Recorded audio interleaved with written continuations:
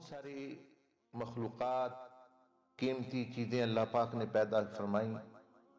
لیکن حضور علیہ السلام سے زیادہ قیمتی ہیرا، قیمتی خلق،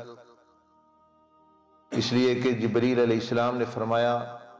سرتو کہ میں نے مشرق اور مغرب، شمال، جنوب، آسمان، زمین اپنے 600 پروں کے ساتھ سیر کی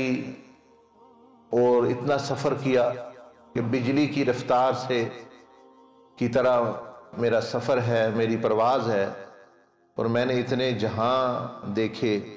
کہ کوئی حد نہیں، لیکن میں نے سارا جہاں چھانا اور دیکھا تو نبی علیہ السلام سے زیادہ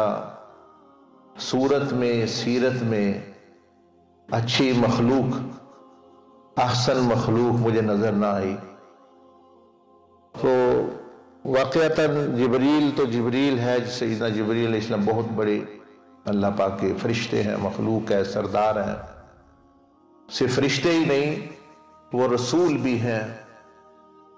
یعنی اللہ پاک کا پیغام تمام انبیاء علیہ السلام جس پر کی طرف بھی اللہ پاک نے بھیجا، ان کے ذریعے بھیجا، تو آپ کا بڑا مقام ہے۔ لیکن جبریل علیہ السلام کا خالق اور مالک بھی یہی کہتا ہے، یہی فرماتا ہے کہ وَمَا أَرْسَلْنَاكَ إِلَّا رَحْمَةً لِلْعَالَمِينَ، اور عالمین کہتے ہی ہر چیز کو ہیں سوائے اللہ، یعنی اللہ کے علاوہ ہر چیز کے لیے حضور علیہ السلام کو رحمت